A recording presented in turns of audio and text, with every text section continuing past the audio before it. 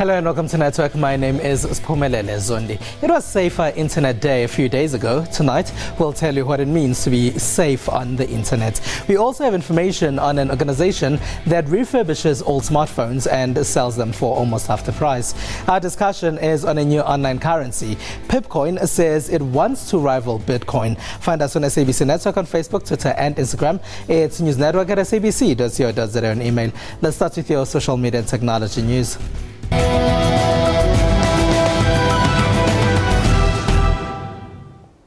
Now, Safer Internet Day took place a few days ago. The day is to alert people about the dangers they can face if they don't ensure their activity on the internet remains private. Hackers are constantly trying to take money out of bank accounts and take over social media accounts to do malicious things. So we want to find out how we can be safe on the internet. A lot of research says we spend hours a day on social media. There's this, plus the time people spend browsing other sites, including doing their banking online. This could be done from public Wi-Fi hotspots. For instance, I'm in UJ and I understand that they have Wi-Fi, and I understand that they wouldn't give us an unsecure connection to use. I'm not very familiar with keeping my account secure. I just log in anywhere, anytime. It's not something that I think very much about. I just use any internet connection I find actually online. Many that do this think they have secured their private accounts, which is why they think they can't be infiltrated by third parties. I'm selective of what I click on. Why? Because I'm sometimes skeptical of if it's spam or something like that, or if it's gonna transfer a virus into my account or something like that. I just put in whatever it is that I already have saved onto my laptop. I don't really double check or log out. But with the responses we've received in the past from some of our viewers, it's become evident that many accounts are not secure. I very often see it, that people log on to their bank accounts and do banking transactions from a coffee shop. Now the Wi-Fi in that coffee shop, I can give you a book, is insecure. It's most probably hacked. And the hacker is waiting in that Wi-Fi environment to see who's sending information to the bank, and he intercepts that, and you're a goner. We constantly hear about suspicious links and smartphone applications that seem fascinating when they can lead us to being hacked. One of the biggest ways of attack today is by the apps.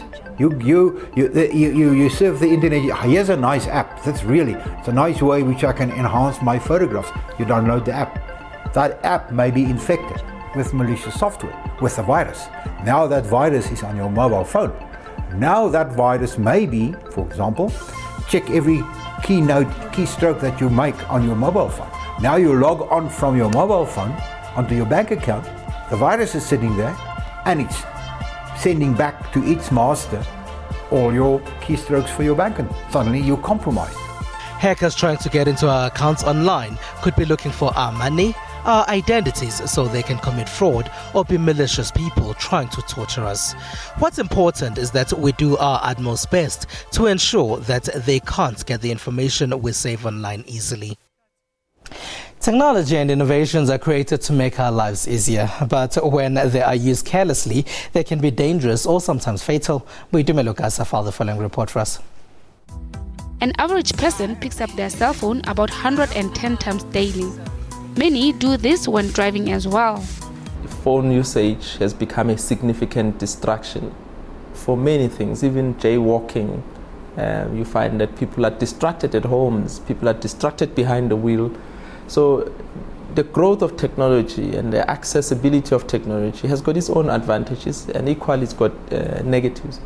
And we know that many crashes, serious crashes where people die, where people lose their lives, is directly related to being distracted while you're driving. And sadly, it's texting.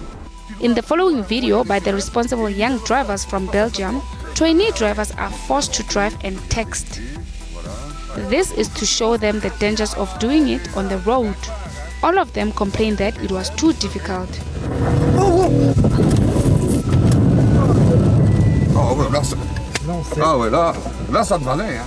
Discovery Insure in South Africa has created an app that monitors some drivers insured by the company.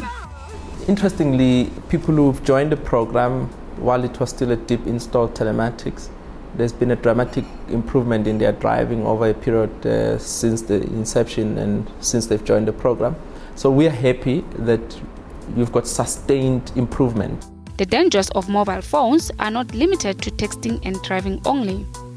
In the last few years, there have been reported cases of people taking selfies in dangerous places.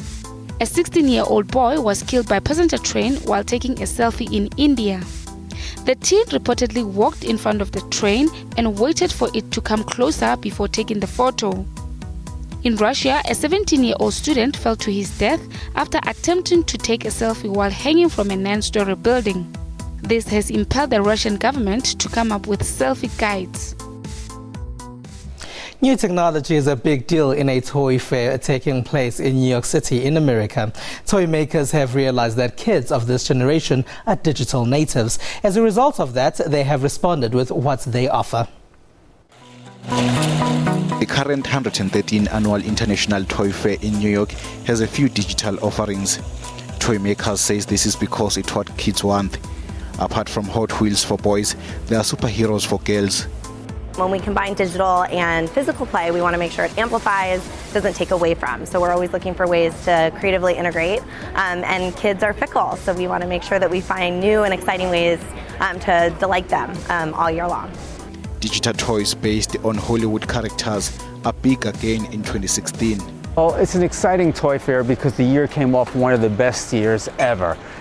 It was up about 3 to 4% overall in terms of sales, and the big reason was entertainment like Star Wars, Jurassic World, and Minions. This is going to be another big entertainment year, and most manufacturers are very excited looking that 2016 will be another good year for the toy business. There are some non-digital offerings as well.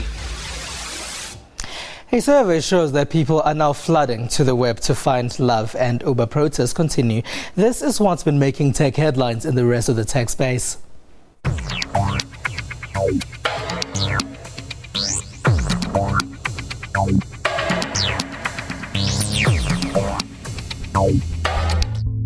It's Valentine's Day today, and like the Beatles song says, all you need is love.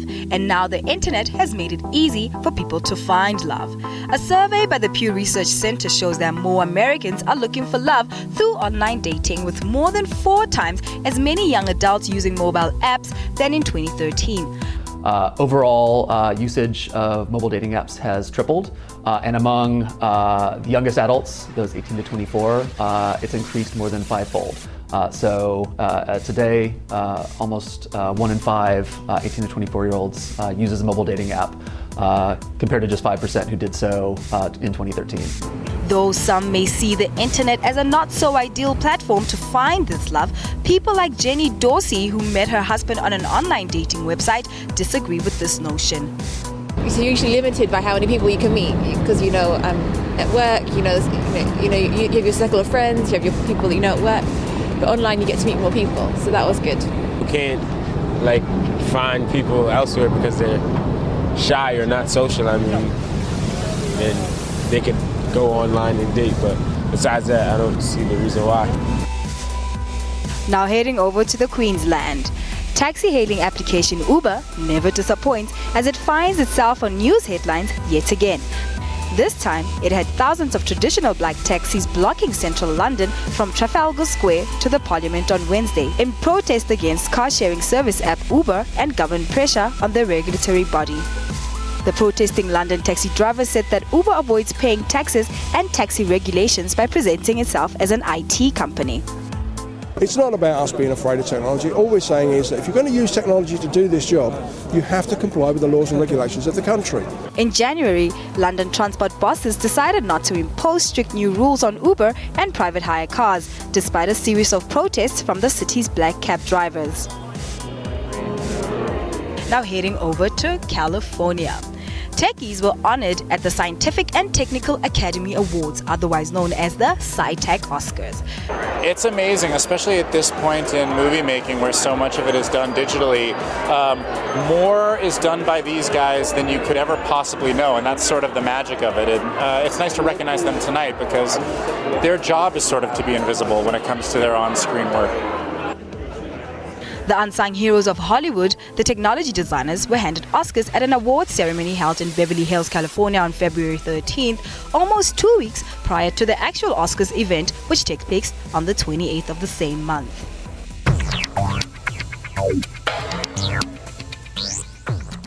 It's SABC Network on Facebook, Twitter and Instagram. News Network at sabc.co.za and email. Stay with us. We're going to talk digital currencies after the break.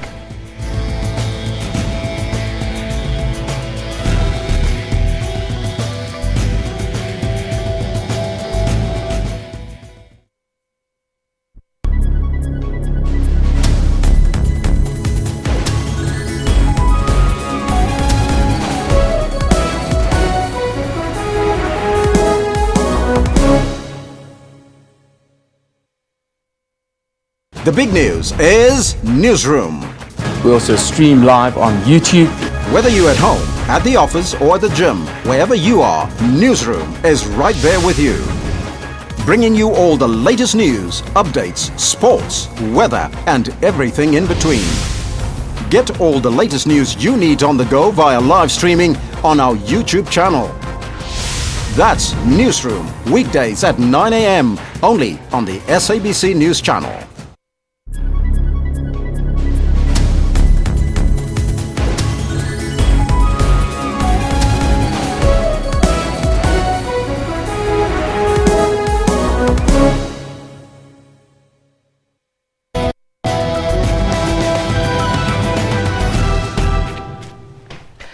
It's News Network at sabc.co.za on email. It's SABC Network on Facebook, Twitter and Instagram.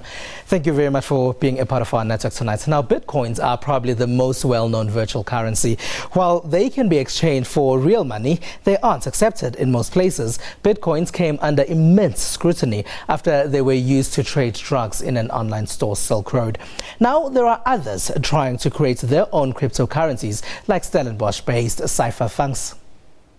Simon De La Rover has invented a visual currency called Funk to enable people across the world to create music and to trade globally. Funk is part of Cypherpunks, and there are currently 200 of these cryptocurrencies across the world. Consumers can exchange this visual currency to the rand or to the dollar.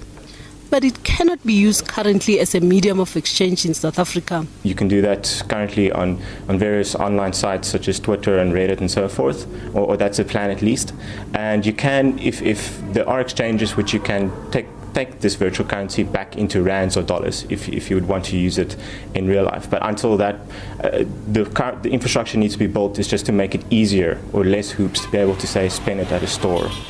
Visual currency is not regulated by the Reserve Bank, so it can be open to abuse. The central bank says a visual currency poses a number of risks for those who choose to transact with it. There's no guarantee of security and value. However, the Reserve Bank says it is actively monitoring developments around visual currencies that will inform any future regulatory approaches that might be necessary within South Africa. Cryptocurrencies like Bitcoin are decentralized. They cannot be controlled. It's a peer-to-peer currency. The network itself sustains the currency, the network of people using it. So it's not something that can be easily controlled or regulated. Visual currencies actively used in developed countries such as the UK and the United States, but the world's second largest economy, China, has been very reluctant to adopt it, citing security and safety concerns. Analysts are skeptical as to whether a visual currency will someday be used as an alternative means of transacting and economic interaction in South Africa. Now, trader Rev Wayne says he's created another South African virtual currency. He calls it Pip Coins. He wants Pip Coins to rival Bitcoins. Hello, Rev, and thank you for being a part of our network. Yes, hello to you too. Now, you're 20 years old, and you say you made your first million at 19 years old from trading. Is that where the idea of Pip Coins came from? Yes, the idea of Pip, actually, the word Pip comes from trading. In trading terms, we don't call it money. We don't say we made $5. No, we said we made 5 pips. So Pip actually comes from trading. All right, so that's where the name came from. Yes, but where did the idea of creating your own virtual currency come from? That idea actually has been started a long time ago. the mathematics and algorithms were actually being set up by my mentor, David Schwartz. So David Schwartz was someone that took me in and out of trading, and he used to say something like, I see a new generation, ek sien 'n nuwe generasie. As you can see, there's the motto, die nuwe generasie in the Pip Coin logo. So I think that is when he started to influence me, and only till recently I started to see this is what he was saying, but unfortunately did pass away. Now I carry just the legacy now. Now we already have Bitcoins. Yes. And they've been gaining traction for at least the last 2 to 3 years. So what makes yours different? Exclusivity. When we talk about something that's exclusive, it has its own trading platform. Now, with comparing it to Bitcoin, Bitcoin, by the way, was an experiment. The founder of Bitcoin, Satoshi Nakamoto, started Bitcoin as an experiment just to see how the world will accept digital currency as like. So out of that experiment, I can say Bitcoin now is finally taking that experiment now, saying this is the final product. How? By concluding the network. So I went through the algorithms and the systems behind Bitcoin. I said, now this is what I would like to modify and change and make it more secure. Exclusive is what makes it different. Maybe if we can, the inserts that we played tried to explain what a virtual currency actually is. Maybe if we can just do that in simpler terms, what is a virtual currency? Virtual currency is a digital currency. This is an internet currency. It's not tangible. You cannot just buy maybe 5 Pip Coins and you want to see it tangible. It's a digital currency. It works through people. People own the currency. That is why our motto is Pip Coin, the people's currency. Because now you are the owner of the currency. Without you, the currency does not exist. You are the printer of the currency. It's digital. Can I exchange it for money? I know with Bitcoins, there are ATMs now in Hong Kong and Canada. With Pip Coin, can I exchange it for money? Definitely so. That is why we are the only system right now in Africa. That is why I went as far as saying we are one of Africa's first digital currencies who are now going to be in the same level, rivaling with Bitcoin. How? Because we are now introducing our own debit card, our own MasterCard, which now says that you can transfer from your wallet to your debit card and spend it anytime.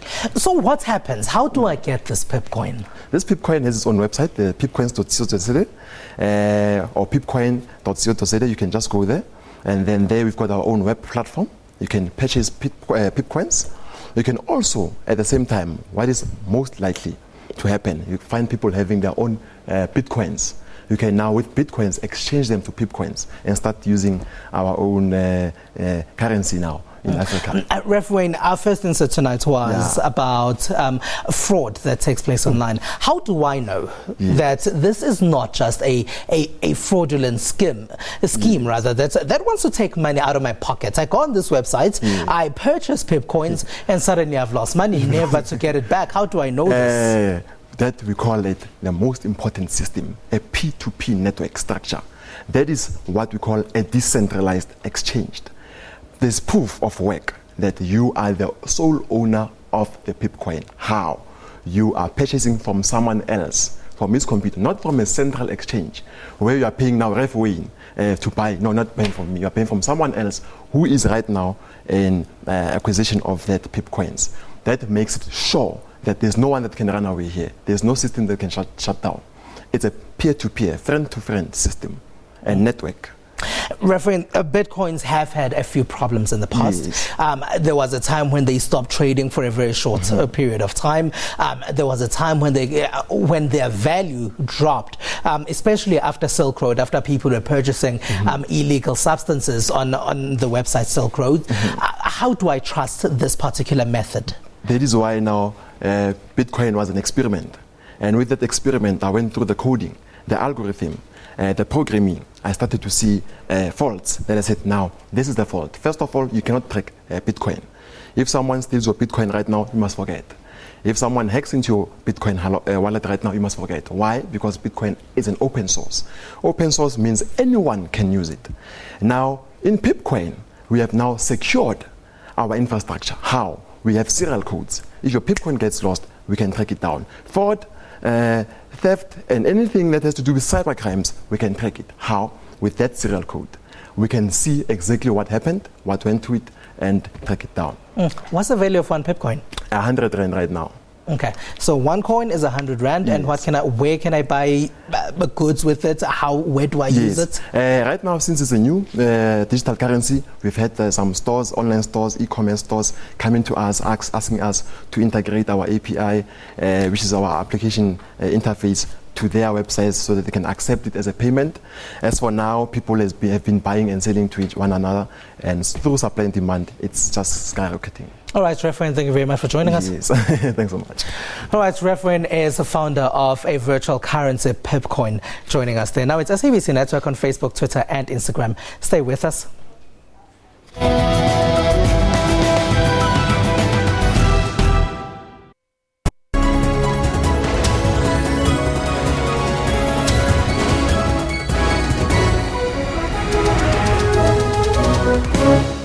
Get all the latest news from the SABC's online news services on our website. Breaking news and in-depth coverage of everything from business, sports to politics and lifestyle. Catch the top news clips and watch live streaming of major news events on the SABC News YouTube channel whenever. Stay connected on the SABC News Facebook page and have your say on news that matters to you. And for the latest headlines and live updates from our reporters, follow us on Twitter. SABC Digital News, anytime, anywhere.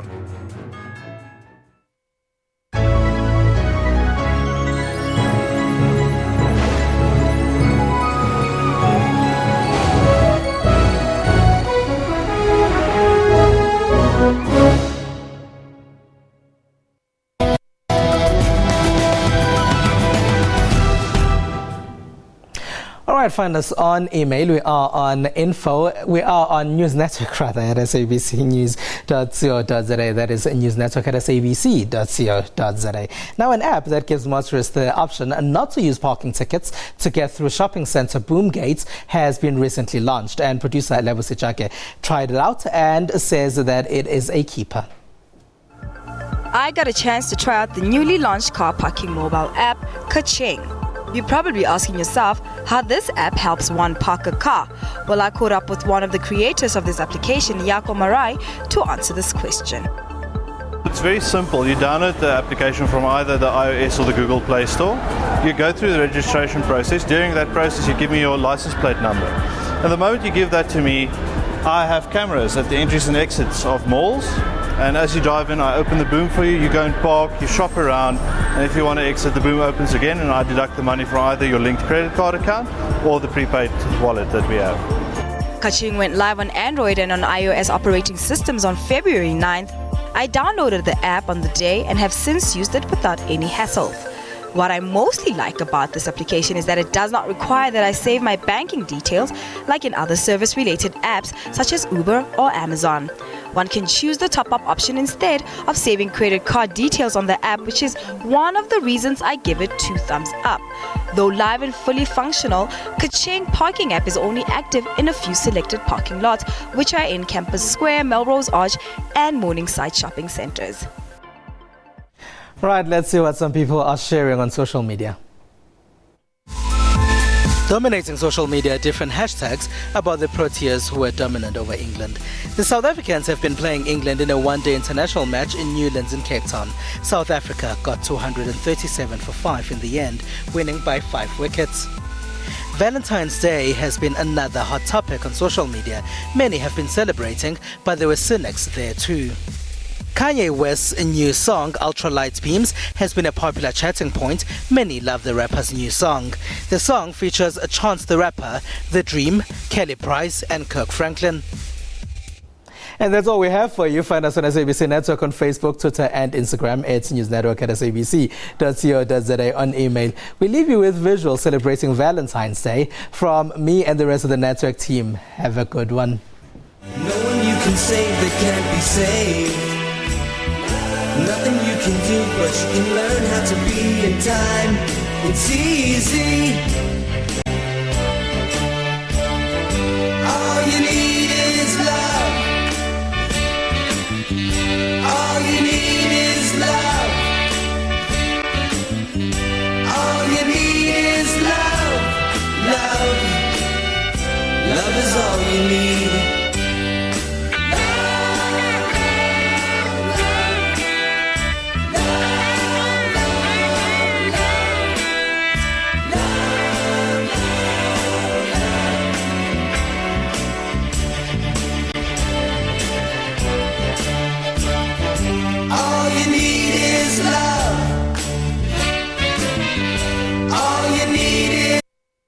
journalist.